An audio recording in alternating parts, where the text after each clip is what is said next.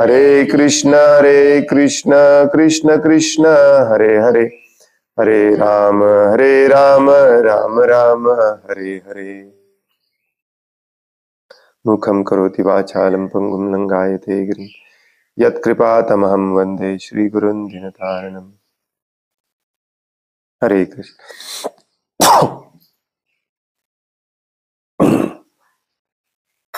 Yes please.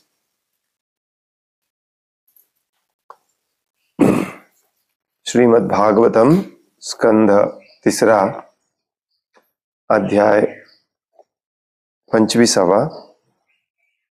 भक्तिमय सेवेचे महात्म्य, श्लोक नंबर 32। 31 श्लोकाला तात्पर्य नाही, आपण 32 म्हणूया, नंतर 31 वाचूया।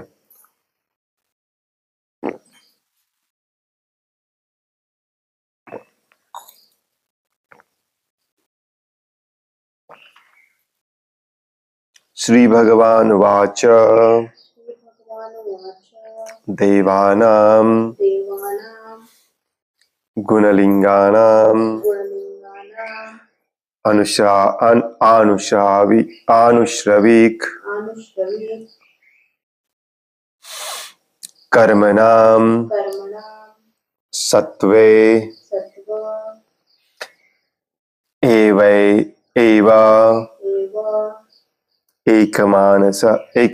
एकमनसा वृत्ति स्वाभाविकी तु या अनिमित्ता भागवती भक्ति सिद्धे गरीयसी। श्री भगवान उवाच देवानां गुणलिंगानां अनुश्राविक कर्मणां सत्व एवैका मनसो वृत्ति स्वाभाविकी तुया अनिमित्ता भागवती भक्ति सिद्धैर्गरीयसी। श्री भगवान वाच देवानां गुणलिंगानां आनुश्राविक कर्मणां सत्व एवैका मनसो वृत्तिः स्वाभाविकी तुया अनिमित्ता भागवती भक्तिः सिद्धैर्गरीयसी। श्री भगवान वाच देवानां गुणलिंगानां आनुश्रविक कर्मणां सत्व एवैका मनसो वृत्ति स्वाभाविकी तुया अनिमित्ता भागवती भक्ति सिद्धैर्गरीयसी।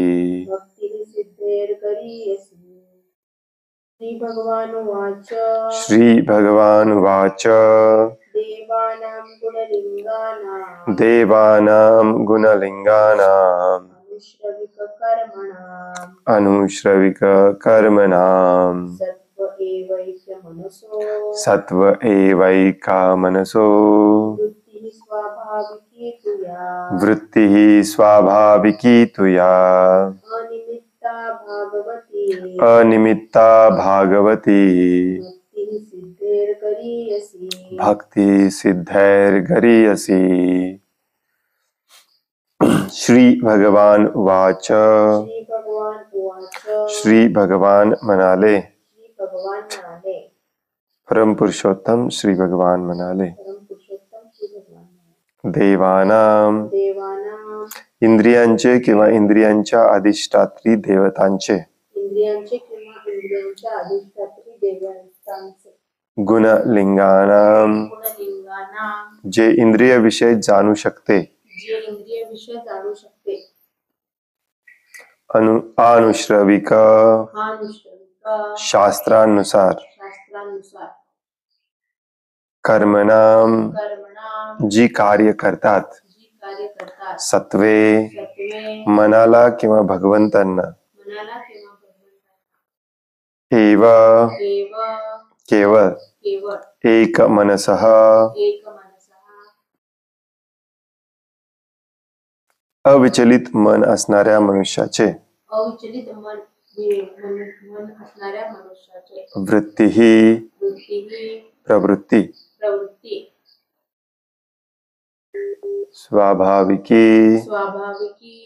स्वाभाविक तू खरे तर या जी अनिमित्ता कोणताही हेतू न ठेवता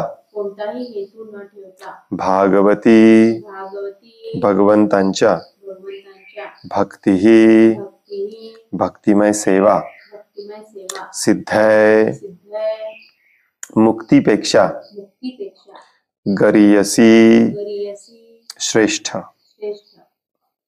भाषांतर. भगवान कपिलदेव म्हणाले इंद्रिये ही देवतांची लाक्षणिक प्रतिनिधी होत आणि वैदिक आदेशानुसार कार्य करणे ही त्यांची स्वाभाविक प्रवृत्ती असते. इंद्रिये ज्याप्रमाणे देवतांचे प्रतिनिधी आहेत त्याप्रमाणे मन हे पुरुषोत्तम भगवंतांचे प्रतिनिधी आहे. सेवा करणे हे मनाचे स्वाभाविक कर्तव्य आहे. जेव्हा हा सेवाभाव कोणताही हेतू न ठेवता भगवंतांच्या भक्तिमय सेवेमध्ये नियुक्त केला जातो तेव्हा ती अवस्था मुक्तीपेक्षाही कैक पटीने श्रेष्ठ असते.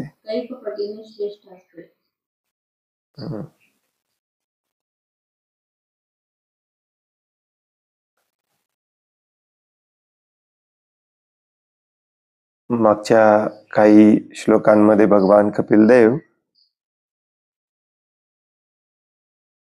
एक ओव्हरव्ह्यू देतात भक्तीचा.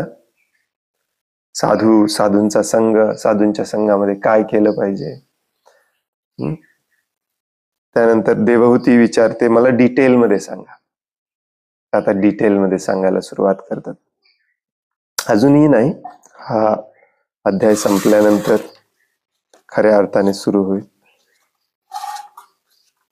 परंतु आजच्या या श्लोकावरून तुमच्या लक्षात आलं असेल, व्हेरी इंटरेस्टिंग हो की नाही. इंद्रिय ही देवतांची लाक्षणिक प्रतिनिधी होत आणि वैदिक आदेशानुसार कार्य करणे ही इंद्रियांची स्वाभाविक प्रवृत्ती असते. स्वाभाविक म्हणजे काय? नॅचरल. जसं मासा हा नॅचरली पाण्यामध्ये राहायला आवडतं माश्याला, त्याचं स्वाभाविक स्थळ आहे. तसं इंद्रियांना, तुम्हाला तर आठवतंय की नाही माहिती नाही, दुसऱ्या स्कंदामध्ये जिथे एका ठिकाणी पंचमहाभूत आणि त्या पंचमहाभूतांपासून ही पंच इंद्रिय कशी तयार झाली हे देखील ही सृजन क्रिया किंवा ही निर्मितीची क्रिया सांगितलेली आहे. ब्रह्माजी सांगतात. आणि तिथे सोबत हे पण सांगितलेलं आहे की प्रत्येक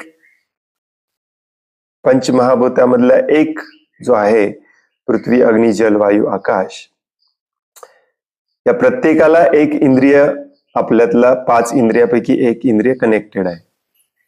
आणि एवढंच नाही तर या प्रत्येकावरती एक देवता पण आहे. तर माझ्या लक्षात नाही, इंद्रदेव त्यापैकी एक आहेत.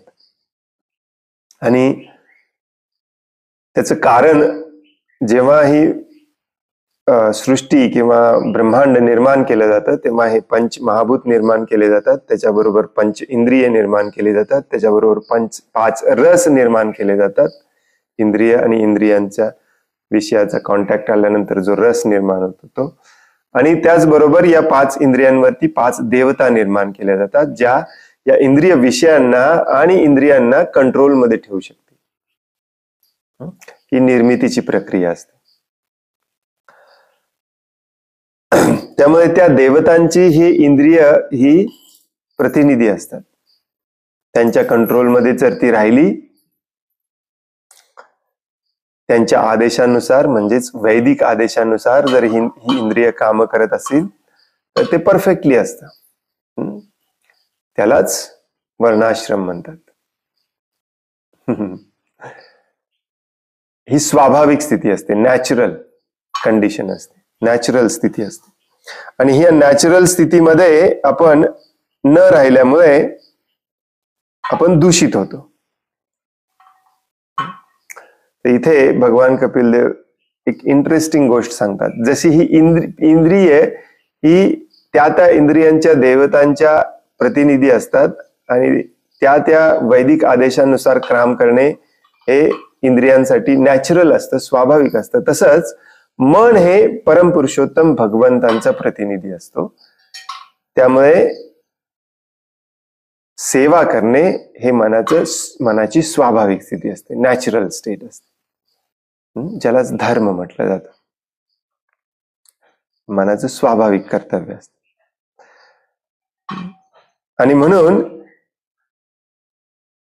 हा सेवाभाव कोणताही हेतू न ठेवता भगवंतांच्या भक्तीमध्ये नियुक्त केला तर तो कुठल्याही मोक्षाच्या मुक्तीपेक्षाही सर्वश्रेष्ठ असतो, नॅचरली. अशा प्रकारे तर्कशुद्ध पद्धतीने समजावून सांगणे म्हणजेच सांख्ययोग. याचं तात्पर्य वाचण्यापूर्वी याच्या आधीचा श्लोक वाचतो, जिथे मैत्रेय ऋषी कथा कंटिन्यू करतात देवहूतीच्या प्रश्नानंतर. मैत्रेय उवाच विदित्वार्थम कपिलो मातुरित्यम जातस्नेहो यत्र तन्वाभिजातः तत्वाम्नायं यत् प्रवदन्ति साख्यम प्रोवाच वै भक्तिवितान योगम. श्री मैत्रेय म्हणाले, आपल्या मातेचे निवेदन ऐकल्यावर भगवान कपिलांना तिचा उद्देश समजला आणि त्यांचा जन्म तिच्याच उदरातून झालेला असल्याने त्यांना तिच्याविषयी करुणाही वाटली. त्यांनी तिला गुरु शिष्य परंपरेने चालत आलेले सांख्य तत्वज्ञान सांगितले. त्यात भक्तिमय सेवा व योग साक्षात्काराचे मिश्रण आहे.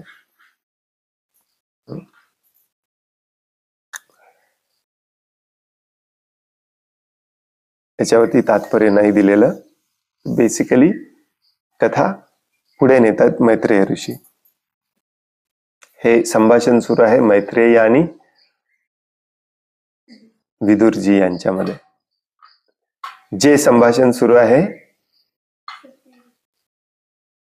शुकदेव गोस्वामी यांनी परीक्षित महाराज यांच्यामध्ये. जे संभाषण सुरू आहे सूत गोस्वामी आणि शौनक ऋषी यांच्यामध्ये. त्यामुळे एक कथेमध्ये कथा, कथेमध्ये कथा, कथेमध्ये कथा असं करत करत आपण आता कुठे आलेलो आहोत? देवहूती आणि कपिल देवांच्या संभाषणामध्ये आलो. तर हा सांख्य तत्वज्ञान जेव्हा आपल्या मातेला ते सांगायला सुरुवात करतात, त्यातली पहिली गोष्ट सांगतात, इंद्रियांचं मुख्य काम असतं वैदिक आदेशानुसार काम करणे आणि मनाचं मुख्य काम असतं भगवंतांच्या आदेशानुसार काम करणे. जेव्हा हे केलं जात नाही तेव्हा आपण दूषित होतो, प्रदूषित होतो. आणि ही प्रदूषित अवस्था म्हणजेच दुःखमय अवस्था असते. आणि म्हणून सेवा करणे, कोणताही हेतू न ठेवता सेवा करणे हे सगळ्यात जास्त आनंदमयी, ही सगळ्यात जास्त आनंदमयी अवस्था असते. मुक्तीपेक्षाही, मोक्षापेक्षाही भगवत धामात जाण्यापेक्षाही. कारण हा भावच कळाला नाही आपल्याला, अहेतुकी सेवा करणे, तर भगवत धामात आपण जाऊ शकत नाही. No doubt. तात्पर्य श्रील प्रभुपादांद्वारे, जीवमात्रांची इंद्रिये नेहमी कोणत्या ना कोणत्या कार्यात व्यग्र असतात. मग ती कार्ये वैदिक आदेशानुसार असोत अथवा भौतिक असोत. एखाद्या गोष्टीसाठी कार्य करणे ही इंद्रियाची स्वाभाविक प्रवृत्ती आहे आणि मन हे इंद्रियांचे केंद्र आहे. वस्तुतः मन हे सर्व इंद्रियांचे नेतृत्व करते. म्हणजेच काय, लीडर आहे, बॉस आहे सगळ्या इंद्रियांचं. आणि म्हणून हे सत्व म्हणून ओळखले जाते.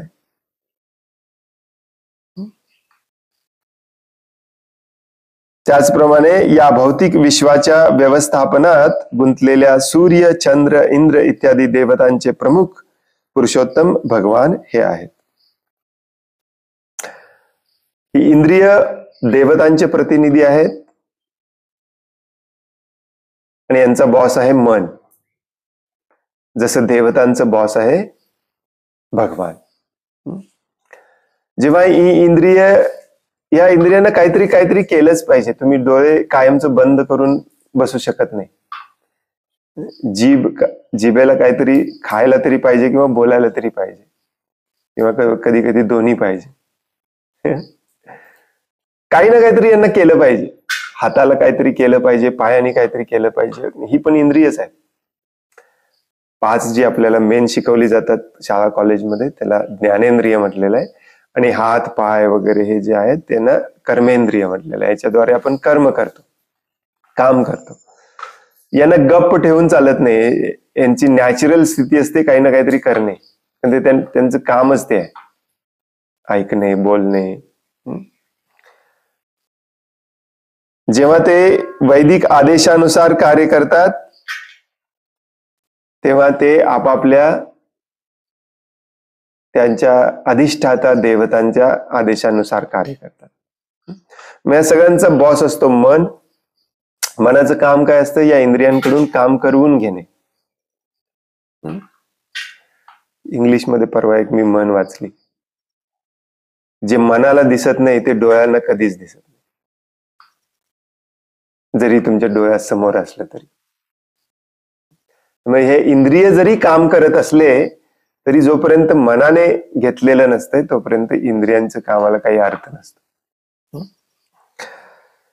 वेदांमध्ये सांगण्यात आले आहे की देवता म्हणजे भगवंतांच्या विश्वरूपाचे विभिन्न अवयव आहेत.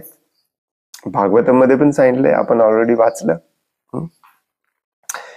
हे अखिल ब्रह्मांड म्हणजे भगवंतांचं विश्वरूप आहे.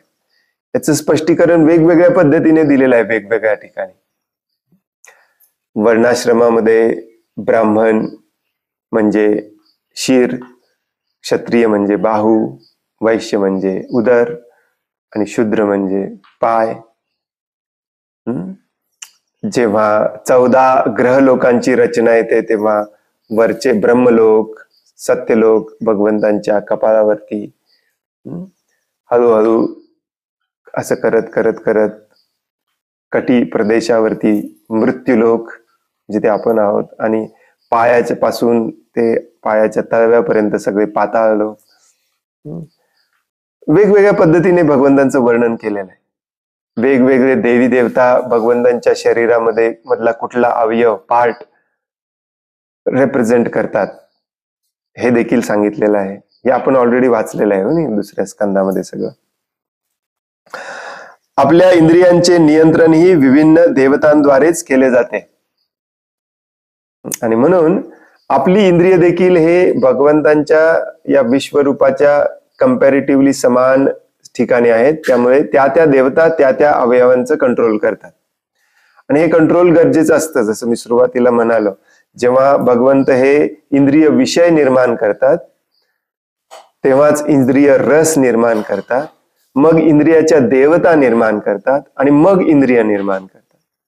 देवता गरजेचं आहे कारण यांच्यावरती कंट्रोल ठेवलं पाहिजे कोणीतरी. आपली इंद्रिय विविध देवतांची प्रातिनिधिक रूपे आहेत आणि मन हे पुरुषोत्तम भगवंतांचे प्रतिनिधी आहे. मन प्रमुख असणारी इंद्रिये देवतांच्या प्रभावाखाली कार्य करतात. जेव्हा सेवा कार्याचे अंतिम श्रेय श्री भगवान असते तेव्हा इंद्रिये स्वतःच्या स्वाभाविक स्थितीत असतात. भगवंतांना ऋषिकेश असे म्हटले जाते कारण वस्तुतः तेच इंद्रियांचे प्रमुख आणि अंतिम स्वामी आहेत. प्रभुपाद बऱ्याच प्रवचनांमध्ये ऋषिकेशचा अर्थ सांगतात. ऋषिक म्हणजे इंद्रिय आणि एश म्हणजे स्वामी. एश हा ईश्वरचा शॉर्ट फॉर्म असतो. जिथे जिथे एश लावलं जातं, महेश, सुरेश, गणेश वगैरे, त्याचा अर्थ असतो त्या त्या गोष्टींचा स्वामी किंवा कंट्रोलर, ईश्वर, एश. म्हणजे ऋषिक एश म्हणजे इंद्रियांचा स्वामी, हे भगवंतांचं नाव आहे. आणि म्हणून या भगवंतांच्या प्रत्येक नावाचा अर्थ आपण लक्षात घेतला पाहिजे. ऋषिकेश म्हणजे इंद्रियांचा स्वामी, म्हणजे त्यांच्या शरीरातल्या इंद्रियांचा नव्हे, सगळ्या इंद्रियांचे ते स्वामी आहेत. आपल्या इंद्रियांचे स्वामी देखील भगवानच आहेत. त्यामुळे या इंद्रियांचा उपयोग स्वामीच्या सेवेसाठी केला तर ते स्वाभाविक असतं, नॅचरल असतं. तसं जर केलं नाही तर ते नियमांचं उल्लंघन केलेलं असतं. तुम्हाला जर ड्रायव्हर म्हणून नेमलेला असेल तर त्या गाडीचा उपयोग हा मालकासाठीच केला पाहिजे. तुम्ही स्वतःच्या पर्सनल गोष्टीसाठी त्या गाडीचा उपयोग करायला लागला तर काहीतरी चुकतंय. थोडे दिवस ते चालेल, जेव्हा पकडला जाईल तेव्हा तुमची नोकरी जाईल. सध्या आपण काय करतोय, हे इंद्रियांच्या स्वामीसाठी हे इंद्रिय न वापरता स्वतः स्वामी बनायचा प्रयत्न करून स्वतःसाठी वापरायचा प्रयत्न करतोय. फुल्लपणे वापरू शकत नाही, परंतु वापरायचा प्रयत्न करतोय. म्हणून इथे म्हटलेलं आहे की मन हा सगळ्यांचा बॉस आहे. त्यामुळे जरी इंद्रिय ही वेगवेगळ्या देवतांचा प्रतिनिधी असले तरी या इंद्रियांचा बॉस मन असल्यामुळे या सगळ्यांना भगवंतांच्या सेवेमध्ये वापरलं पाहिजे. मग ते नॅचरल स्टेटमध्ये येतं, स्वाभाविक होतं. मन आणि इंद्रियांमध्ये कार्य करण्याची स्वाभाविक प्रवृत्ती असते. नॅचरली यांना काम केलंच पाहिजे. परंतु जेव्हा मन व इंद्रिय भौतिकतेने प्रदूषित होतात तेव्हा ती ऐहिक लाभासाठी अथवा देवतांच्या सेवेसाठी कार्यरत होतात.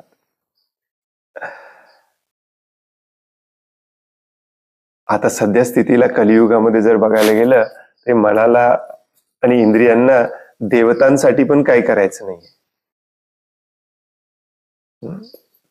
देवतांसाठी आपण जेव्हा करतो तेव्हा ते वैदिक आदेशानुसार कार्य करत असतात. कारण वेदांमध्ये हे दिलेलं आहे, इंद्रदेवाच्या संतुष्टीसाठी हे करा, चंद्रदेवाच्या संतुष्टीसाठी हे करा, सूर्यदेवाच्या संतुष्टीसाठी हे करा. परंतु हे देखील जो मान्य करत नाही त्याला काय म्हणतात? असुर, राक्षस. भगवान श्रीकृष्ण आपल्याला भगवद्गीतेच्या 16व्या अध्यायात सांगतात, वेदांच्या शास्त्रांचे विधिविधान जो मान्य करत नाही तो असतो असुर. प्रवृत्तींच्या निवृत्तींच्या जनाना विदुरासुरा. म्हणून आता आपल्याला लक्षात येईल की सध्या स्थितीमध्ये कलियुगामध्ये आपण देवतांसाठी पण काही करत नाही, म्हणजेच वैदिक आदेशानुसार काही काम करत नाही. म्हणजेच आपण कोण आहोत? असुर आहोत. वैदिक आदेशानुसार काम करणे म्हणजे वर्णाश्रमामध्ये स्थित होऊन काम करणे. म्हणजेच ही इंडस्ट्री सगळं बंद करणे. ब्राह्मण, क्षत्रिय, वैश्य, शूद्र ही 4च कामं असली पाहिजेत, प्रमुख कामं. आणि या सगळ्यांचं काम एकच असतं, शेतीवर आधारित जीवन जगणे. म्हणून तुमच्या लक्षात येईल की आता सध्या स्थितीला आपण देवतांचं पण ऐकत नाही. ऍक्च्युली ही इंद्रिय जी आहेत, कान, नाक, घसा, हात, पाय, सगळे जननेंद्रिय, हे सगळं त्या त्या देवतांचे प्रतिनिधी ठरलेले आहेत आणि त्यांच्यासाठी, त्यांच्या संतुष्टीसाठी ही कामं केली पाहिजेत. म्हणूनच वेदांमध्ये त्या त्या देवी देवतांच्या संतुष्टीसाठी वेगवेगळे यज्ञ, तप सांगितलेले आहेत. आणि पूर्वी द्वापर, त्रेता, सत्ययुगामध्ये ती केली जायची. आता कलियुगामध्ये आपण इतक्या खालच्या पातळीला पोहोचलेलो आहोत, इतक्या खालच्या पातळीला पोहोचलेलो आहोत की आपण ते देखील करत नाही.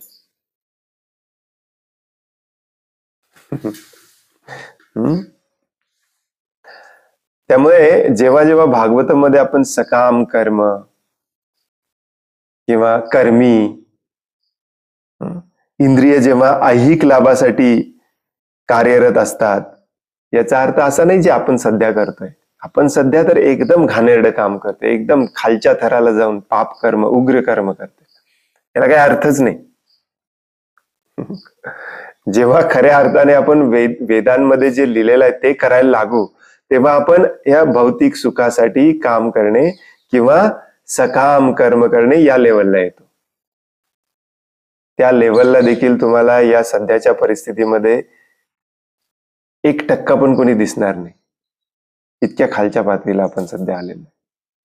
आणि मग त्या लेवलला जेव्हा मनुष्य काम करत असतो, त्या देवी देवतांच्या प्रतिनिधित्व असणाऱ्या त्या देवी देवतांच्या संतुष्टीसाठी जेव्हा इंद्रिय वापरत असतो, तेव्हा त्याला ते सगळं थांबवून भगवंतांसाठी कार्य करणे सोपं जातं. आणि म्हणून वर्णाश्रमाची गरज असते. कारण स्वाभाविकता तो शास्त्राच्या बाहेरचं काही करत नाही, म्हणजेच तो पाप कर्म काही करत नाही, सकाम कर्माच्या लेवलला येतो. आणि भगवंत भगवद्गीतेत म्हणतात, जेव्हा एखादा व्यक्ती पाप कर्म बंद करतो, फक्त पुण्यकर्म करतो, तेव्हा तो भक्तिमय सेवेला सुरुवात करू शकतो. ऍक्च्युली तीच सुरुवात असते भक्तिमय सेवेची. तोपर्यंत सुरुवात पण होत नाही. येषां त्वगतम पापम जनानाम पुण्यकर्माणाम ते द्वंद्व मोह निर्मुक्ता भजन्ते माम दृढव्रता. तेव्हाच तो भजन सुरू करू शकतो. त्यामुळे हे व्यवस्थित मी हे दरवेळी समजावून सांगण्याचा प्रयत्न करतो, कारण हे व्यवस्थित आजपर्यंत कोणाच्या लक्षात आलेलं नाही. सगळ्यांना वाटतंय की आपण भक्त आहोत आणि जे पॅन्ट शर्ट मध्ये फिरतात ते कर्मी आहेत. आपण पण कर्मीच आहोत. हेल आपण कर्मी पण नाही. ऍक्च्युली कर्मी त्याला म्हटलं जातं जो वैदिक आदेशानुसार सकाम कर्म करतो. आपण उग्र कर्मी आहोत, पाप कर्मी आहोत. त्यामुळे भगवद्गीतेमध्ये जेव्हा भगवंत सांगतात जो सकाम कर्म करतो त्याने ते सोडून दिलं पाहिजे, आपल्याला वाटतं आपलं काम आपण सोडून दिलं पाहिजे. ऑफकोर्स आपण सोडून देत तर नाहीच आहे, परंतु आपण जे करतोय ते सकाम कर्मच नाही आहे. हे तर काल सोडायला पाहिजे होतं. शास्त्रांमध्ये जो शास्त्राचा क्रीम आहे, ज्याला उपनिषद म्हणतात, आणि या उपनिषदांचा जो सार आहे, ज्याला गीतोपनिषद, भगवद्गीता म्हणतात, ते आपल्याला त्याच्याही पुढची वरची एक स्टेप सांगते. ती म्हणजे सकाम कर्म देखील बंद केलं पाहिजे. वाव, थोडा वेळ चिंतन करायच्यावरती. या भ्रमामध्ये आपण आहोत की आपण भक्तिमय सेवा करत आहोत. कुठली सेवा? आपण तर आपल्या इंद्रियांची, आपल्या नातेवाईकांची सेवा करत आहोत. तर म्हणून अजून एकदा मी हे वाक्य वाचतो, मग तुमच्या व्यवस्थित लक्षात येईल आता हे वाक्य काय आहे. मन आणि इंद्रियांमध्ये कार्य करण्याची स्वाभाविक प्रवृत्ती असते, परंतु जेव्हा मन आणि इंद्रिय भौतिकतेने प्रदूषित होतात तेव्हा ती ऐहिक लाभासाठी अथवा देवतांच्या सेवेसाठी कार्यरत होतात. याला सकाम कर्म म्हटलं जातं. यालाच भौतिकतेने प्रदूषित होणे म्हटलं जातं. म्हणजेच काय, ब्राह्मणाचंच तो कार्य करतोय ब्राह्मण, परंतु स्वतःच्या सुखासाठी करतोय. म्हणजे वेदांमध्ये दिल्याप्रमाणेच करतोय तो, त्याच्या बाहेरचं काही करत नाही, परंतु इंद्रिय तृप्तीसाठी करतोय. त्याला देखील भौतिक प्रदूषणच म्हटलं जातं. क्षत्रियाचंच कार्य करतो, वैश्याचंच कार्य करतो, परंतु या भौतिक जगामध्ये राहण्यासाठी, भौतिक सुखासाठी करतो. हे लोक सात्विक असतात, कारण ते वेदांप्रमाणे वागतात, म्हणजेच वर्णाश्रमामध्ये स्थित असतात आणि ते हळूहळू प्रगती करू शकतात. आता सध्या स्थितीला आपण भौतिक प्रदूषणामध्ये नाही आहे, आपण भौतिक घाणीत आहोत. प्रदूषण पण म्हणता येणार नाही, इतक्या वाईट परिस्थितीमध्ये आहोत आपण सध्या. पहिल्यांदा इथून बाहेर पडून वेदांप्रमाणे वैदिक आदेशानुसार कार्य केलं पाहिजे. म्हणून प्रभुपाद सारखं सारखं म्हणतात आपण वर्णाश्रमामध्ये आलं पाहिजे, वर्णाश्रमामध्ये आलं पाहिजे, वर्णाश्रमामध्ये. हा जो कन्सेप्ट आहे हाच लवकर कळत नाही लोकांना, म्हणजे कळते ऍक्च्युली परंतु वळत नाही, आणि म्हणून वर्णाश्रमाचा इतका विरोध केला जातो. जो वर्णाश्रमाचा विरोध करतो तो शिला प्रभुपादांचा सरळ सरळ विरोध करतो. तो भक्ती सिद्धांत सरस्वती ठाकूरच नाही, भक्ती विनोद ठाकूरांचा पण विरोध करतो. भक्ती विनोद ठाकूरांनी पहिल्यांदा वर्णाश्रमाबद्दल ठामपणे सांगायला सुरुवात केली परत आपल्या आचार्यांपैकी. तुम्हाला आश्चर्य वाटेल, सज्जन तोषणी नावाची जे काय म्हणतात त्याला मासिक साप्ताहिक का मासिक काढायचे भक्ती विनोद ठाकूर, त्याच्यामध्ये इतके डिटेलमध्ये लिहायचे वर्णाश्रमाची गरज. आणि वर्णाश्रमाची गरजच, वर्णाश्रम नंतर समजूया, वर्णाश्रमाची गरजच आपल्याला समजली नाही, त्यामुळे अशी वाक्य आपण चुकीचे समजून घेतो. काय लिहिलेलं आहे ते, मन आणि इंद्रिय भौतिकतेने प्रदूषित होतात आणि देवी देवतांच्या सेवेमध्ये कार्यरत होतात. तर त्याला भौतिक प्रदूषण कसं, देवी देवतांच्या सेवेमध्ये आहेत मन आणि इंद्रिय. आता आपण आहोत का देवी देवता, जे स्वतःला शिवजींचे भक्त म्हणतात, डोक्यावरती विभूती 3 पट्टा मारून रोज ऑफिसला वगैरे जातात, तुम्हाला वाटतंय खरोखर ते शिवजींचे भक्त आहेत? नावासाठी लावायचं आहे फक्त, आणि सकाळी 1-2 मिनिटं ओम नमः शिवाय म्हटलं, संध्याकाळी 1-2 मिनिटं ओम नमः शिवाय म्हटलं, संपलं. दिवसभर तो पाप कर्मामध्ये असतो. चुकून होणार नाही असं कधी, परंतु चुकून जर शिवजी प्रसन्न झालेच तर पहिल्यांदा यालाच मारणार.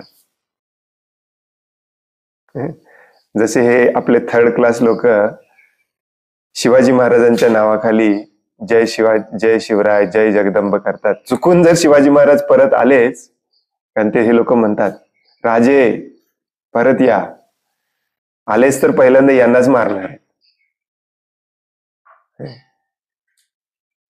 ती भावना नाही मनामध्ये, परंतु नुसता ढोंग चाललेला आहे आपला. सध्या स्थितीला देवी देवतांना प्रसन्न करण्याची देखील आपल्यामध्ये ताकद राहिलेली नाही. इतक्या इंद्रिय तृप्तीमध्ये च्या गर्केमध्ये आपण खोल गेलेलो आहोत, हो की नाही? त्यामुळे प्रभुपादांचं ही जी चळवळ आहे, ज्याला वर्णाश्रम दैव वर्णाश्रम शिला प्रभुपाद म्हणतात, यस, हीच प्रभुपादांची चळवळ आहे. प्रभुपादांनी हे माझ्या माहितीप्रमाणे तरी 8-10 ठिकाणी डायरेक्टली म्हटलेलं आहे. आपल्या कृष्ण भावना भवित चळवळीचा मुख्य उद्देश आहे दैव वर्णाश्रमाची पुन्हा स्थापना करणे.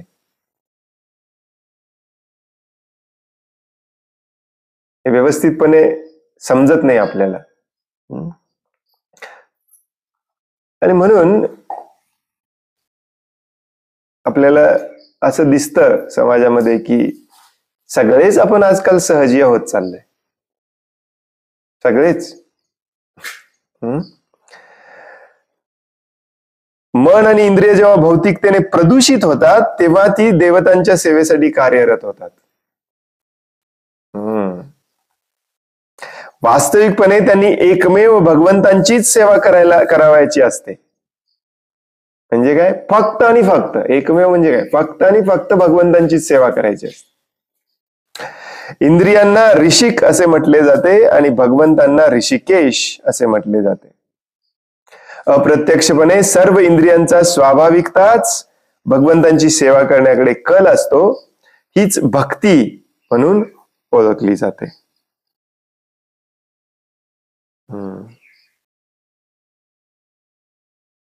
यालाच भक्ती म्हणतात.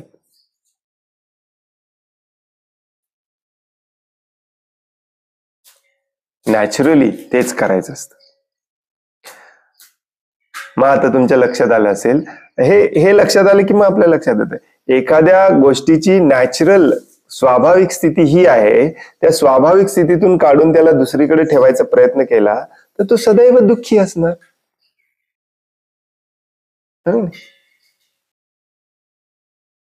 नॅचरली. कपिल देव या ठिकाणी म्हणतात की जेव्हा इंद्रिय कोणत्याही ऐहिक लाभाच्या इच्छेविना किंवा स्वार्थी हेतू विना भगवंतांच्या सेवेमध्ये नियुक्त होतात तेव्हा मनुष्य भक्तिमय सेवेमध्ये स्थित होतो. Thank goodness they used word भक्तीमध्ये, भक्तिमय सेवेमध्ये.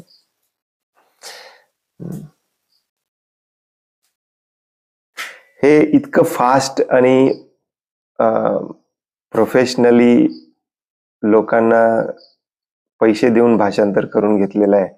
इतक्या चुका आहे त्याच्यामध्ये. आता हे सेम टू सेम वाक्य या श्लोकाच्या भाषांतरामध्ये, मेन भाषांतरामध्ये, तिथे मात्र सेवा हा शब्द गाळलाय आणि इथे सेवा शब्द गाळला नाही. व्यवस्थित आहे तसं लिहिलंय. प्रभुपाद कधीच गाळत नाहीत सेवा हा शब्द. हे आपल्याला कळालेलंच नाहीये.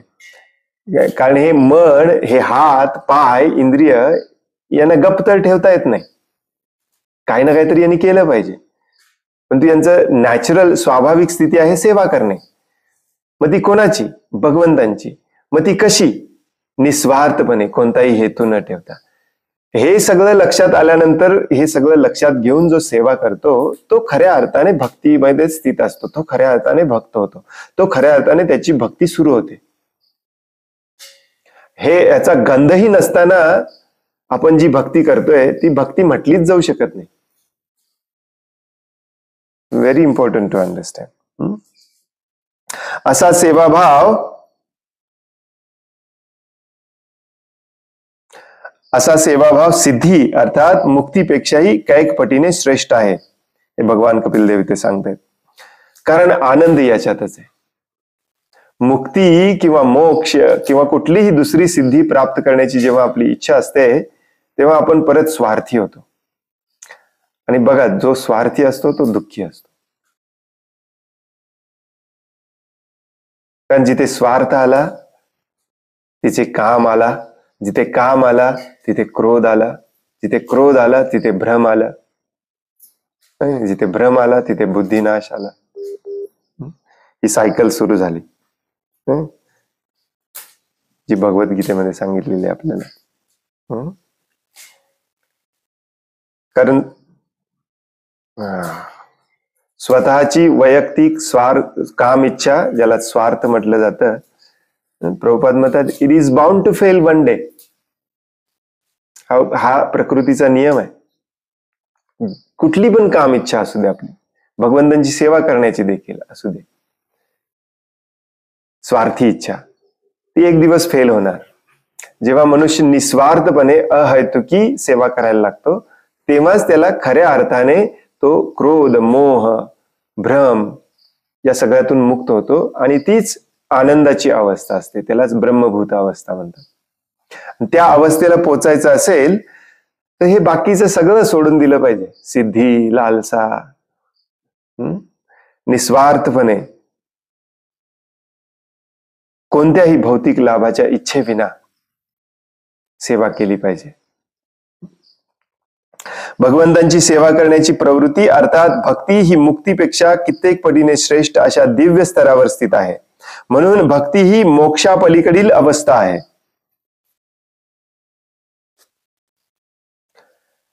आणि म्हणून भक्ती रसामृत सिंधू मध्ये एक अख्खा अध्याय दिलेला आहे की भक्ताला मोक्षाची गरजच नाही किंवा भक्ताला मोक्षाची इच्छाच नसते. मोक्षाची पण इच्छा नसते. आता अहैतुकी कुठलाही हेतू, स्वार्थ न ठेवता सेवा करायची आहे. मग ती जर सेवा तुम्हाला नरकामध्ये मिळाली तरी तुम्ही यसच म्हटलं पाहिजे, आणि ती शेवटी सेवाच आहे. म्हणून भक्ताला मुक्तीची अपेक्षा नसते, इच्छा नसते. मोक्षापलीकडील ही अवस्था आहे. मनुष्य मुक्त झाल्याविना आपली इंद्रिये भगवंतांच्या सेवेत नियुक्त करू शकत नाही. म्हणजेच काय, मुक्ती ही ऍज अ साइड इफेक्ट आपोआप मिळते आपल्याला. इंद्रिय जेव्हा इंद्रिय तृप्तीच्या विषयी कार्यांमध्ये किंवा वेदोक्त कार्यामध्ये नियुक्त होतात तेव्हा त्यामध्ये काही ना काही हेतू असतो. परंतु तीच इंद्रिये जेव्हा भगवंतांच्या सेवेमध्ये निमग्न होतात, त्यांच्या सेवेमागे कोणताही हेतू नसतो, तेव्हा त्या सेवेस अनिमित्ता असे म्हटले जाते. शब्द या श्लोकामध्ये वापरलाय, अनिमित्ता भागवती.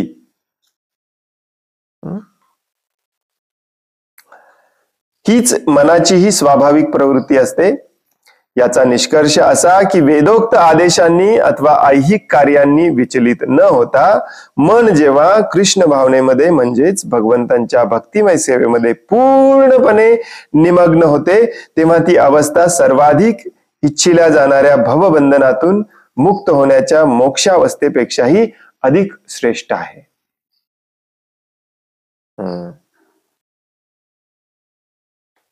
सर्वश्रेष्ठ आहे.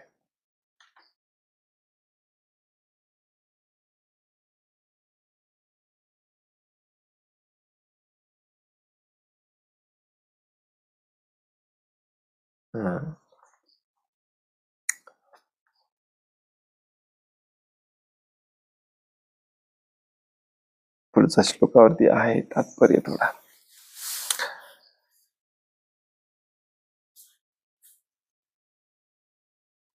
हे समजावून सांगायला खूप कठीण जातं, कारण इथे मुक्तीची तुलना भक्तीशी केलेली आहे. सध्या आपण भुक्तीमध्ये आहोत आणि आपल्याला मुक्तीची पण इच्छा नाही, इतक्या वाईट स्थितीला होतात. मुक्ती म्हणजे काय? या भौतिक जगामध्ये आपण दुःखी आहे, दुःख भोगत आहोत, यातून मला बाहेर पडलं पाहिजे ही इच्छाच नाहीये बऱ्याच जणांना. That make sense? त्यामुळे हे समजावून सांगणे किती कठीण जातं बघा. आणि इथे तर कल्पना काय तुलना केलेली आहे, त्या मुक्तीच्या इच्छेपेक्षाही भक्ती श्रेष्ठ आहे. वाव, हो की नाही? म्हणून निदान मुक्तीची तरी इच्छा मनामध्ये उत्पन्न झाली पाहिजे की या भौतिक जगामध्ये मी अडकलोय, दुःखी आहे, हे पहिल्यांदा पटलं पाहिजे, हो की नाही? प्रभुपाद विशेष करून असे तात्पर्य कोणासाठी लिहितात जे मुक्तीचा प्रयत्न करतायत परंतु वेगळ्या पद्धतीने करतायत. भक्तीमध्येच खऱ्या अर्थाने मुक्ती आहे ऍक्च्युली, परंतु जे ध्यान ज्ञान मार्गाने मुक्ती मिळवायचा प्रयत्न करतायत त्यांच्यासाठी हे तुलना करून सांगितलेलं आहे की ती मुक्ती पण आपोआप इकडे मिळते आणि त्याच्याही पेक्षा कित्येक पटीने इथे आनंद आहे. त्यामुळे भक्तीत या. आणि म्हणून हे समजावून सांगायला कठीण जातं, कारण मुक्तीची पण आजकाल लोकांना इच्छा नाही. Wow, today it's strongest. मला काहीच दिसत नाहीये.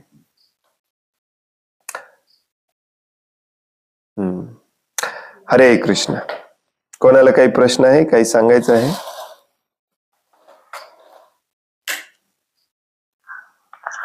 हरे कृष्ण प्रभुजी, दंडवत प्रणाम. हरे कृष्ण, दंडवत प्रणाम.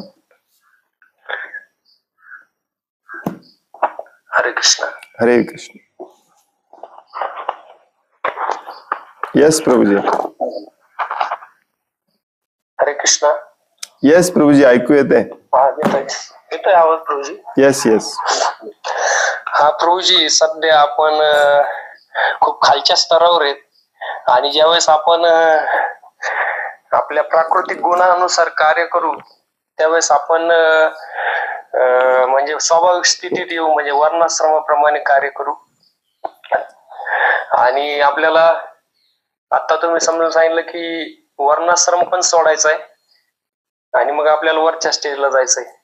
परंतु आज सध्या जे भक्त आहेत आपले की ते खालच्या स्तरावरून डायरेक्ट वरच्या वर्णाश्रमामध्ये न येता वरच्या स्तरावर जाण्याचा प्रयत्न करतायत आणि वर्णाश्रमासाठी काय कुठे प्रयत्न दिसत नाही.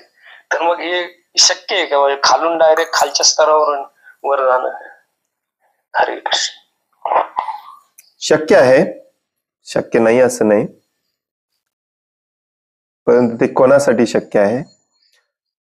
हरिदास ठाकूरांसारख्या भक्तासाठी शक्य आहे.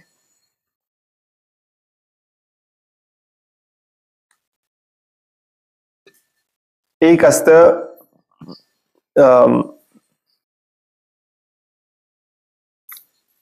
फॉर एक्झाम्पल ही 10वी-12वीची परीक्षा देणे, ग्रॅज्युएशन करणे, ही एक सिस्टीम तयार केलेली आहे आधुनिक शिक्षण पद्धतीने. आणि त्या सिस्टीम मधून जो जातो तो ज्ञानी होतो.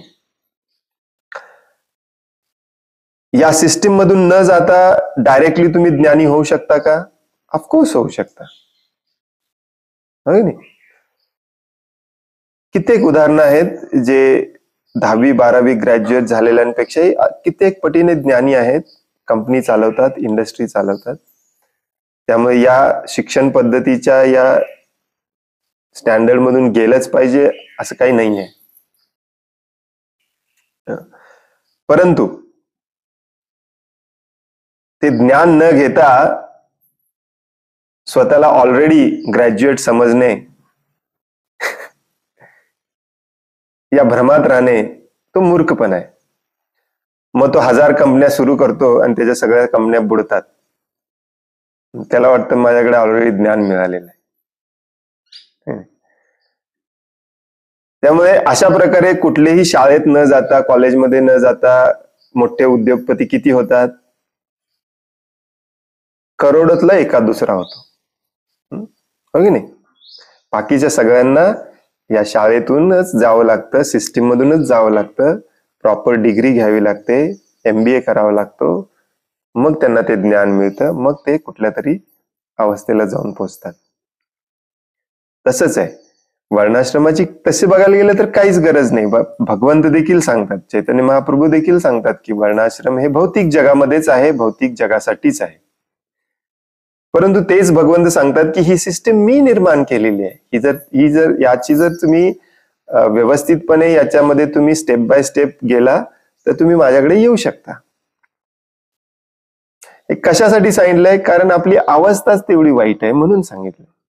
नसेल तर कशाला भगवंतांनी बनवलं असतं वर्णाश्रम? सांगितलं असतं डायरेक्टली माझी सेवा करा. पण तू तयार नाही ना कोणी सेवा करायला.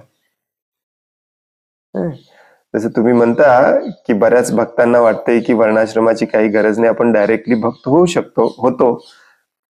बऱ्याच जणांना वाटतंय आपण झालोय भक्त. कुठे झालंय? दिवसभर तर तू कम्प्युटर समोर इन्फोसिस मध्ये बसलेला असतो आणि आपल्या आपल्या कारखान्यात काम करत असतो. भक्त म्हणजे काय? जो नुसतं आहे तू की नाही तर अप्रतिहता देखील भगवंतांची सेवा करतो. अप्रतिहता हा शब्द गाळूनच टाकलाय आपण आजकाल. अप्रतिहताचा अर्थ असतो अखंड, निरंतर, सदैव. त्यामुळे यस होऊ शकतं, परंतु करोडोंमधला एखादा होऊ शकतो. आणि भगवंत काय सांगतात बघा, जरी तुम्ही माझे शुद्ध भक्त जरी असला तरी या भौतिक जगामध्ये तुम्हाला वर्णाश्रम पाळावंच लागतं. तुम्ही नाही म्हणूच शकत नाही, कारण या भौतिक जगाची रचनाच तशी केलेली आहे. प्रभुपाद देखील सांगतात, आता मॉडर्न इंडियामध्ये याला जातपात म्हणून सगळ्यांनी रिजेक्ट केलंय, परंतु कुठल्याही कंपनीत जाऊन बघा वर्णाश्रम आहेच. जो बुद्धिमान असतो तोच मीटिंग मध्ये बसलेला असतो, ज्याच्यामध्ये मॅनेजमेंट स्किल आहेत तोच सुपरवायझर मॅनेजर झालेला असतो. बाकीचे सगळे फ्लोअर वरती, मशीन वरतीच काम करत असतात. हे वर्णाश्रमच आहे, फक्त तुम्ही ते मान्य केलेलं नाहीये. दैवी वर्णाश्रम जी भगवंतांनी केलेली आहे ती समाजाची सुव्यवस्थेसाठी केलेली आहे. समाजच सुव्यवस्थित नसेल तर तुम्ही भक्ती कशी करणार? जिथे वर्णाश्रम नसतं तिथे चोर आणि लुटेरे वाढलेले असतात. हे 4थ्या स्कंदात आपण वाचणार आहोत. व्हेरी नाईसली एक्सप्लेन केलेलं आहे 4थ्या स्कंदामध्ये. पृथू महाराजांची जिथे कथा येते, जिथे वर्णाश्रम नसतो तिथे समाजामध्ये चोर आणि लुटेरे वाढलेले असतात. मग समाज चालणार कसा? त्यामुळे जो शुद्ध मधला शुद्ध भक्त आहे त्याने पण वर्णाश्रमाची भूमिका करायचीच असते, पूर्णपणे वैष्णव झाला तरी. म्हणून ध्रुव महाराजांनी केली, प्रल्हाद महाराजांनी केली, भगवान श्री परशुरामांनी केली, सगळ्यांनी केली. तुम्ही यांच्यापेक्षा ग्रेट झाला का मला वर्णाश्रमाची गरज नाही म्हणायला? हो की नाही? प्रल्हाद महाराजांना भगवंत फेस टू फेस दिसले, त्यांच्यासोबत त्यांच्याच गरुडावर बसून गेले असते. काय गरज होती 28,000 वर्षे पुढचे परत क्षत्रिय म्हणून काम करायची? काय गरज होती? सेम ध्रुव महाराजांचं काय गरज होती? अर्जुनाला स्वतः भगवंत म्हणतात, भक्तोसी मे प्रियोसी मे, तू माझा भक्तच नाहीस तर माझ्यासाठी खूप प्रिय आहेस. तिथेच धनुष्यबाण सोडून अर्जुन म्हटला असता, चला भगवत धामात, काय करू मी इथे राहून, मला काम करायची काय गरज आहे? भगवंत काय म्हणतात, नाही तू क्षत्रिय आहेस, तुला क्षत्रियाचं काम केलंच पाहिजे. हे वर्णाश्रम आहे, जो वर्णाश्रमाप्रमाणे इथे काम करत नाही तो खरा पापी होतो.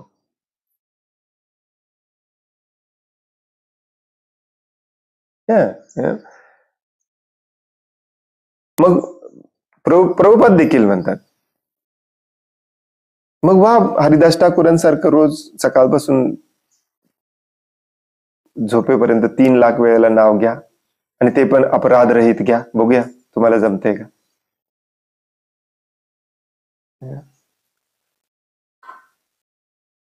यांना ते करायचं नाहीये, यांना आपली इंद्रिय तृप्ती सोडायची नाहीये, कारण वर्णाश्रम म्हणजे इंद्रिय तृप्ती सोडायची असते. इंद्रियांना वैदिक आदेशानुसार कामाला लावायचं असतं.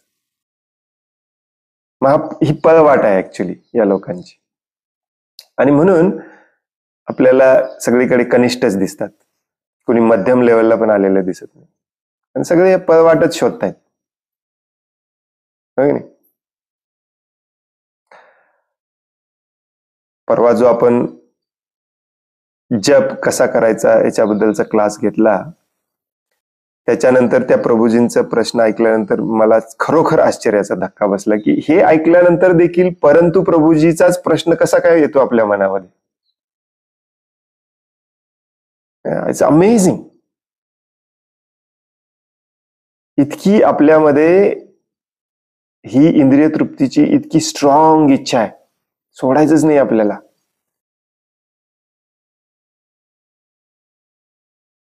सोडायचंच नाहीये. आणि भगवंत देखील सांगतात भगवद्गीतेमध्ये, दैवी यशा गुणमयी मम माया दुरुत्तया. नाही जमणार तुम्हाला हे. त्या श्लोकाचा अर्थ आहे, तुम्हाला तुमच्या मताप्रमाणे वागून भक्ती जमणार नाही. मला शरण आलंच पाहिजे, मी सांगतो तसं केलंच पाहिजे, मग त्यालाच भक्ती म्हणतात. तुम्ही तुमच्या मनाने काही पण काढाल, मी झालोय भक्त. इतकं सोपं नाही आहे भौतिक आसक्ती सोडणे. आणि म्हणून मी मगाशी एक वाक्य, हे बोल्ड वाक्य होतं माझं खरं, परंतु मला ते खरोखरच आजकाल खरं वाटायला लागले, कारण आपण सगळेच सहजीय झाले.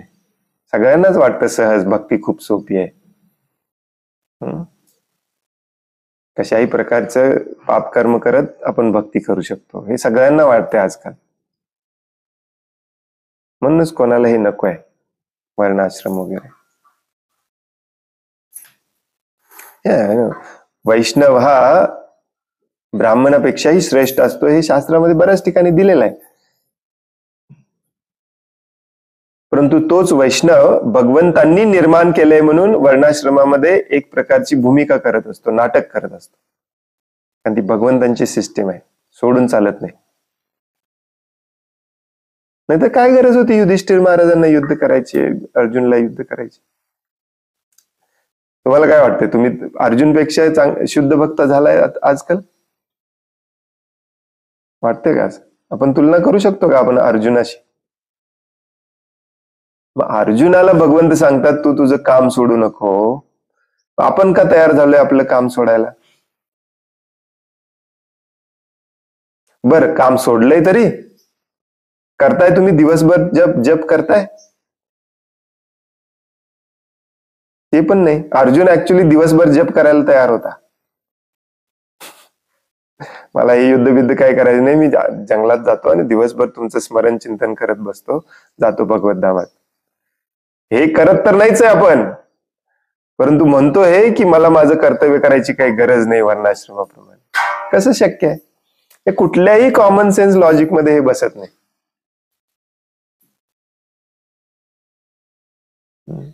मग प्रभुपादांची, पूर्वाचार्यांची जी वाक्य असतात ती तोडायची, मोडायची, थोडीफार दुमडायची आणि आपण जे करतोय ते बरोबर करतोय म्हणून सिद्ध करायचा प्रयत्न करायचं, हे चालू आहे सध्या, जे डेंजरस आहे.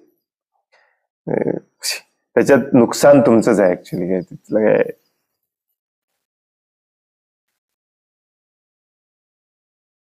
प्रभुपादांचे जे खरे अनुयायी आहेत त्यांचं काय नुकसान आहे? प्रभुपादांचं नाव खराब व्हायला लागले याच्यामुळे. प्रभुपादांना असली भक्ती अपेक्षितच नव्हती. असली भक्ती अपेक्षित असते तर प्रभुपाद पण खूप मोठे बाबा झाले असते भारतामध्ये. हे असं तोंड फाटेपर्यंत तत्वज्ञान सांगत फिरले नसते जगभरामध्ये. कारण असली भक्ती खूप सांगणं आणि लोकांकडून करवून घेणं पण खूप सोपं आहे. हरी हरी म्हटले की 10 जण तुमच्या पायावरती पडतात, काहीच अवघड नाही. पाप कर्म बंद कर उद्यापासून म्हटले की 10 मधले 9 पळून जातात. आणि ही प्रभुपादांची चळवळ आहे, पाप कर्म बंद करा. ते बंद करायचं असेल तर वर्णाश्रमाशिवाय दुसरा पर्याय नाही. भगवंतांनी तयार केलेली सिस्टीम आहे, माया सिस्टम. ऍक्च्युली संस्कृत मध्ये शब्द सेम आहे, सिस्टम. चातुर्वर्णम मया सिस्टम. सिस्टम आहे, सिस्टम सिस्टम. त्यामुळे यस, होऊ शकतो आपण शुद्ध भक्त विदाउट वर्णाश्रम, परंतु त्याचे चान्सेस खूप कमी आहेत. खूप कमीचा अर्थ तुम्ही 1% वगैरे समजू नका. खूप कमीचा अर्थ आहे 0.000000000 हजारो झिरो लावल्यानंतर 1%. मग कशाला विषयाची परीक्षा घ्यायची? आपण आहे त्या सिस्टम मध्ये जाऊन लवकर भक्त होऊया ना.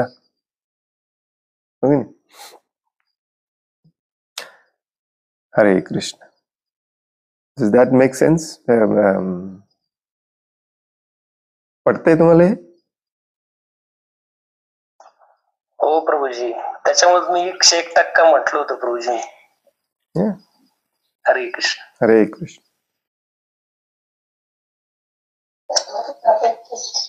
हरे कृष्ण. दंडवत प्रणाम प्रभूजी. हरे कृष्ण. दंडवत प्रणाम. प्रभूजी, अप्रतिहताचा अर्थ काय हो? म्हणजे मला सांगितलं पण माझ्या लक्षात राहील. अप्रतिहताचा अर्थ असतो निरंतर, सदैव, अखंड, सदा, न थांबता.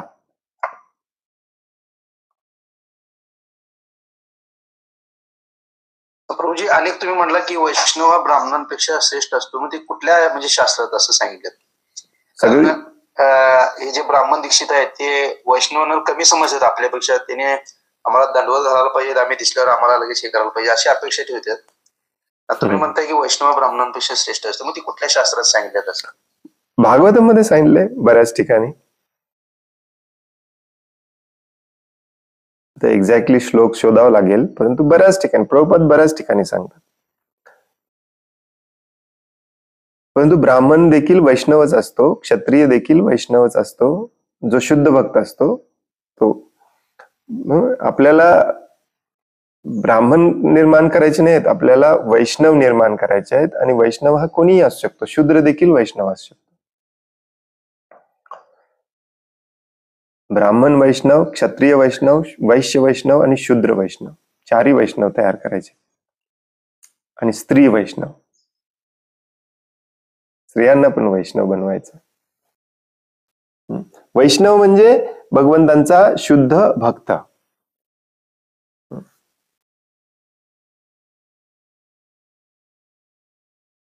बऱ्याच ठिकाणी प्रभुपाद लिहितात, नुसतं ब्राह्मण होऊन काही उपयोगाचं नाही आहे.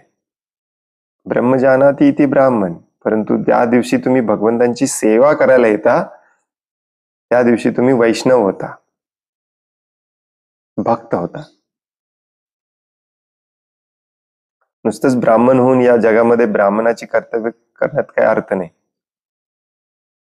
ते पण भौतिक पातळीवरतीच आहे.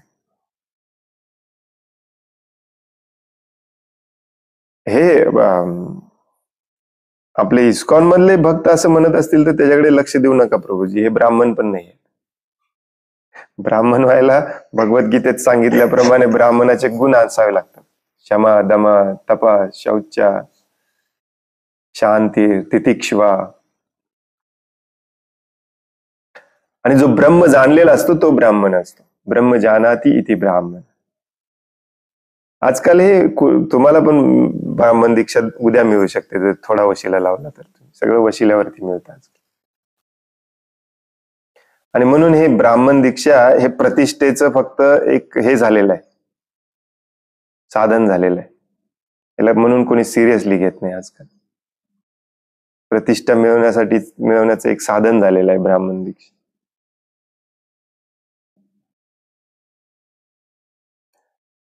Very bad.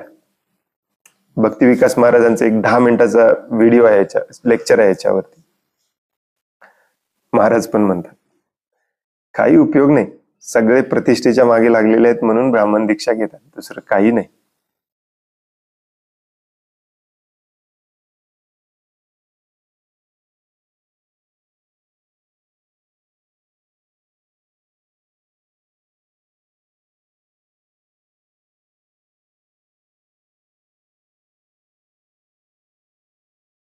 आणि बाय द वे वैष्णव हा सगळ्यांना दंडवत करत असतो, ब्राह्मण असो नसो. त्यामुळे आपण केलं पाहिजे. कोणी डिमांड केलं करू नये, आपण सगळ्यांना दंडवत प्रणाम केलं पाहिजे. कारण आपण हे जाणतो की प्रत्येक जीव हा भगवंतांचा अंश आहे.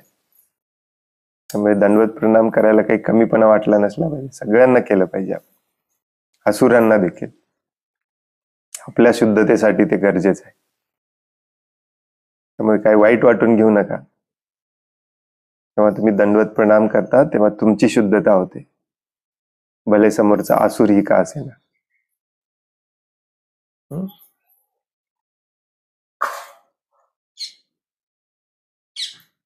हरे कृष्ण. प्रभूजी तुम्ही आता ते ब्राह्मणांच्या मधले गुण सांगितले, क्षमा, दमा, तपा, शांती, तितिक्षवा हे म्हणलं ना. त्याचा अर्थ काय, तितिक्षवाचा अर्थ? एक मिनिट, मला पण बघावं लागेल.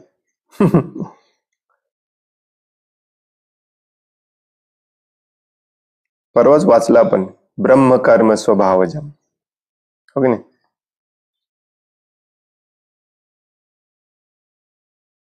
कोणाला माहिती आहे? योगेश प्रभू तुम्हाला माहिती आहे का? सहनशीलता.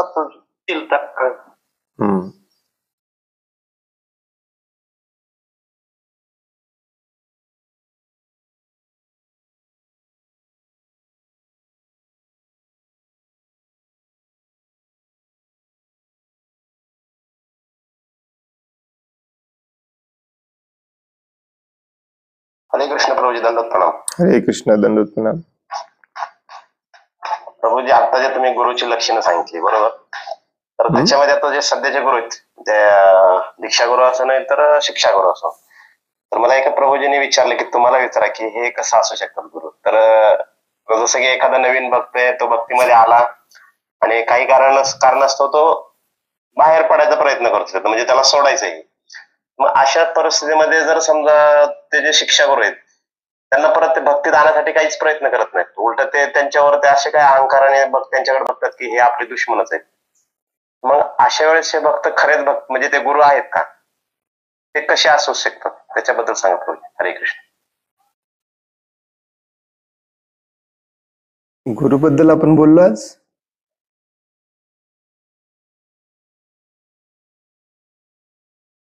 काल बोललो, परवा बोललो, आज नाही बोललो. हे दीक्षा गुरु, शिक्षा गुरु ज्याला म्हटलं जातं, हे नावातच आहे की यांचं काम असतं ज्ञान देणे. आताच कुठेतरी आपण वाचलं की मैत्रेय ऋषी म्हणाले भगवंतांनी हे ज्ञान द्यायला सुरुवात केलं कारण त्यांना त्यांच्या मातेवरती करुणा आली है नाही? मगाशी वाचलं आपण.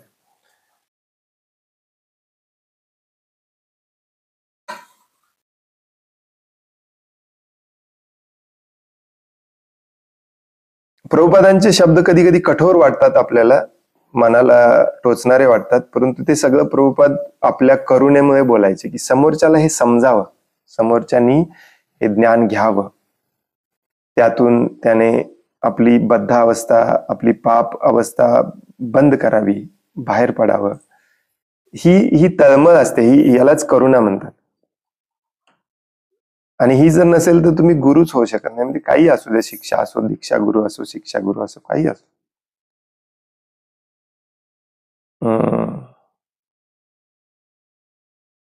सगळंच प्रभूजी खूप खालच्या लेवलला डिग्रेड झालेलं आहे, तर त्याच्याबद्दल काय बोलायचं.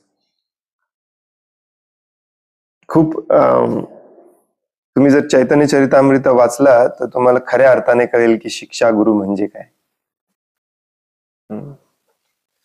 जसं कृष्णदास कविराज गोस्वामी म्हणतात की रूप सनातन गोस्वामी हे माझे शिक्षा गुरु आहेत. का? कारण तिथून ज्ञान येतं, मला ज्ञान मिळतं. आणि ज्ञान मिळवायची पद्धती भगवद्गीतेमध्ये सांगितलेली आहे. त्वनिपातेन परिप्रश्नेन सेवया. तुमच्या शंकांचं निरसन केलं पाहिजे, तुमच्या एन्क्वायरीज, प्रश्नांचं उत्तर दिलं पाहिजे. आणि हे होत नसेल तर नुसतंच जबरदस्तीने काहीतरी विधिविधान करून घेणे हे गुरुचं काम नसतं ऍक्च्युली. प्रभुपाद हजारो ठिकाणी सांगतात.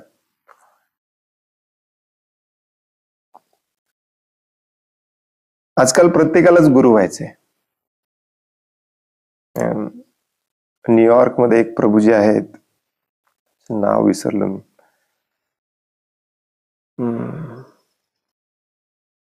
काहीतरी आचार्य दास असं काहीतरी त्यांचं नाव आहे. श्रील प्रभुपादांचे शिष्य आहेत. त्यांनी एक आर्टिकल लिहिलेला खूप दिवसांपूर्वी, मला वाटते 12-13 वर्षापूर्वी मी वाचलेलं. त्यामध्ये ते लिहितात की आजकाल जवळजवळ सगळ्या भक्तांमध्ये हे दिसून येतं, हे एक प्रकारचा रोग आहे, त्याला ते म्हणतात प्रीमॅच्युअर गुरु सिंड्रोम, PGS. प्रीमॅच्युअर म्हणजे आपल्यामध्ये ती मॅच्युरिटी आलेली नसते गुरु व्हायची, तरी सगळ्यांना गुरु व्हायचे. याच्यासाठी तुम्हाला गुरु हा शब्दच लावला पाहिजे असं नाही. बऱ्याच जणांना काउन्सिलर पण व्हायचे, आणि एकदा काउन्सिलर झाला की तो पट्ट्या बघतच नाही. मग छाती अशी फुगलेली असते. It's amazing actually. हे जे अनर्थ आहेत, काम, क्रोध, मद, मोह, माया, मत्सर, हा जो दंभ आहे भगवद्गीतेमध्ये परत परत सांगितलेला, दंभ, दर्प, हे घालवण्यासाठीच आपण करतोय. आणि तेच जर भक्तीमुळे येत असेल खूप डेंजरस आहे की नाही. पुण्यामध्ये मी स्वतः पाहिलेलं आहे, जे भक्त माझ्याशी खूप छानपणे बोलायचे ते आजकाल माझ्याकडे असे बघून न बघितल्यासारखे निघून जातात. मी म्हणले असं कसं काय, प्रभूजी माझ्याशी चांगलं बोलत होते, नाही ते आता काउन्सिलर झालेत या ग्रुपचे. अरे म्हणून काय झालं, माझ्याशी बोलायचं पण नाही. अरे ऑलरेडी आपण भौतिक या अनर्थांनी ग्रासलेलो आहोत. त्याच्यामध्ये आपण नुसतं पद आणि प्रतिष्ठेच्या मागे लागलो. प्रभुपाद म्हणतात, मला वाटते मागच्याच आठवड्यामध्ये मी प्रभुपाद वाणीमध्ये पाठवलेलं, आपण पद प्रतिष्ठेच्या मागे नाही. पद प्रतिष्ठेच्या मागे लागला की तुमचं ग्रॉस पतन होतं. सूक्ष्म पण नाही, अगदी भयानक पतन होतं. ऍक्च्युली ही सिस्टम तसे बघायला गेलं तर काही वाईट नाही आहे. काउन्सिलर सिस्टम ही वाईट कधी होते तुम्हाला सांगतो. ही जी चेन असते, गुरुच्या खाली 10 काउन्सिलर, 10 काउन्सिलरच्या त्यांच्या खाली प्रत्येकाखाली 2-2, 4-4 काउन्सिलर, त्याच्या खाली 2-2, एका झाडाप्रमाणे नाही, फांद्याला फांद्या, फांद्याला फांद्या, अशीच असते गुरु परंपरा. परंतु याच्यामध्ये कोणाचंच कंट्रोल नसेल, तर हे सगळं बिघडून जातं. तो ज्यांना काउन्सिलर म्हणून नेमलेला आहे, शिक्षागुरू म्हणून नेमलेला आहे, ते आपल्या दायित्वाचं पालन करतायत की नाही, योग्यरित्या करतायत की नाही, हे बघणारं कोण आहे? कोणीच नाही. बऱ्याच ठिकाणी तर ही सिस्टीम बनवून ठेवलेली आहे पैसे गोळा करायला फक्त. दुसरा त्यांच्यामध्ये त्या ह्या सिस्टीम मध्ये कोणालाही इंटरेस्ट नाही तुमची आध्यात्मिक प्रगती होते की नाही, कितपत झाली आहे, कोणालाही इंटरेस्ट नाही.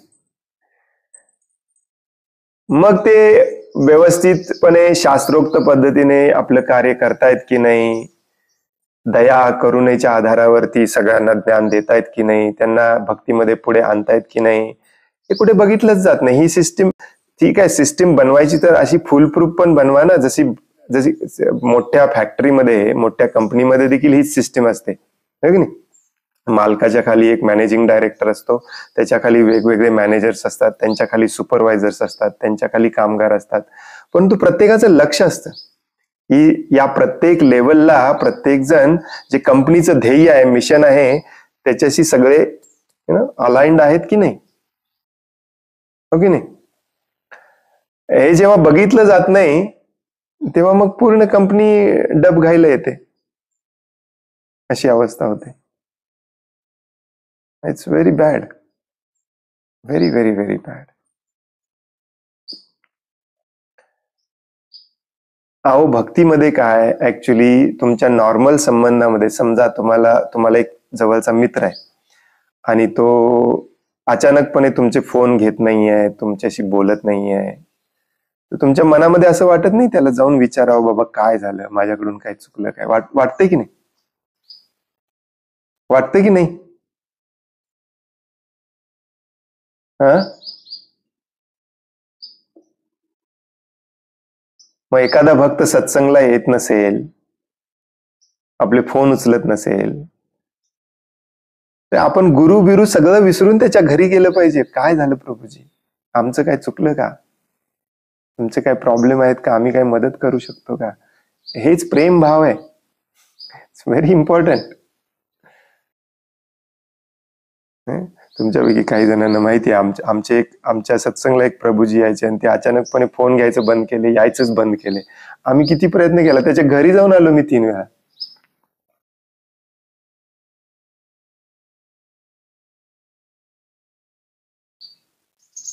कारण जर खरोखरच तुम्ही भगवंतांची सेवा करत असाल तर ऍक्च्युली एखाद्या जीवाने भगवंतांची शुद्ध भक्तीमध्ये येणे, भक्तिमय सेवा करणे, हेच तुमच्या प्रचाराचं यश आहे. तुमचं नाव किती गुणगान केलं जातं, तुमचा जय जयकार किती केला जातो, हे तुमचं यश नाही आहे ऍक्च्युली. आणि हे बऱ्याच जणांना कळत नाही, त्यामुळे दुर्दैवाने हे चाललेलं आहे. आता हे समजावून सांगायचं पण खूप कठीण झालेलं आहे लोकांना ऍक्च्युली. तुमच्या बरोबर असं झालं असेल तर विसरून जावा, त्याच्यावर जास्त विचार करू नका. भक्त हा कधीही दुसऱ्याबद्दलचा ग्रज ठेवत नाही मनामध्ये, तर कोणीही असू दे. ग्रज म्हणजे काय, मराठीत काय म्हणतात, व्हॉट इज ग्रज? खुन्नस. खुन्नस हा थोडा स्ट्रॉंग वर्ड आहे, परंतु खुन्नस मध्ये थोडस रिवेंज पण असतं, बदला पण मिक्स झालेला असतो. परंतु काही लोक फक्त मनामध्ये असं वाईट वाटून घेतात की मी एवढं या प्रभूजींना मानत होतो आणि त्यांनी असं वागलं. विसरून जायचं प्रभूजी काय, याला काही अर्थ नसतो हे विचार करत बसण्यामध्ये. उलट तुम्ही भगवंतांकडे प्रार्थना केली पाहिजे की या मायेच्या प्रभावाखाली सगळेच आलेले आहेत, तसेच ते पण आलेले आहेत. भगवंतांनी कृपा करावी की ते मायेच्या प्रभावातून एक दिवस निघावेत. अशा जीवांप्रती अजून जास्त करुणा, दया आपल्या मनामध्ये आली पाहिजे. खुन्नस तर ठेवायचीच नाही, वाईट पण वाटून घ्यायचं नाही. काय वाईट वाटून काय उपयोग पण नाही.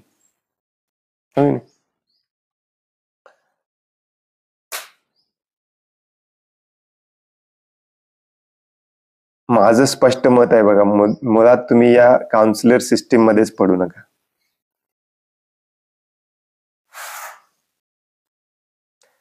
याचा अर्थ असं नाही की तुम्ही शिक्षा दीक्षा गुरु करू नका, करा, परंतु सतर्कपणे करा. तुम्ही समजावून घ्या, त्यांचा संग करा, 1 वर्षपर्यंत बघा. चांगले वाटले तर त्याला गुरु माना, काय प्रॉब्लेम नाहीये. त्यांना काउन्सिलर माना, गुरु माना, शिक्षा गुरु माना, काही प्रॉब्लेम नाहीये. परंतु हे जे आंधळेपणानं चाललेलं आहे ना, ते चुकीचं आहे. बऱ्याचदा इंग्लिशमध्ये पण एक म्हण आहे, सिस्टीम चुकीची नसते, माणसं चुकीची असतात. सिस्टीम चांगलीच बनवलेली असते. ही जी काउन्सिलर सिस्टीम आहे ही पूर्वीपासून आहे, चैतन्य महाप्रभूजींच्या काळापासून. परंतु त्याला आता एक औपचारिकतेचं रूप आलेलं आहे, तत्वज्ञान राहिलं नाही त्याच्यामध्ये.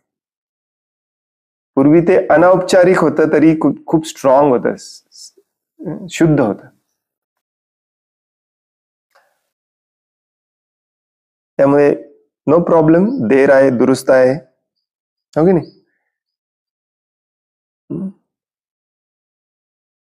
तो गुरु आहे की नाही, तो शुद्ध आहे की नाही, याचा विचार करायला आपल्याकडे वेळ कुठे आहे. आपल्याला शुद्ध बनायचंय. त्या आपल्याला आपण स्वतः शुद्ध बनण्यासाठीच वेळ कमी आहे. त्याच्यावर लक्ष केंद्रित करूया आपण. कोण गुरु आहे की नाही त्यांचं त्यांचे बघून घेतील. हरे कृष्ण.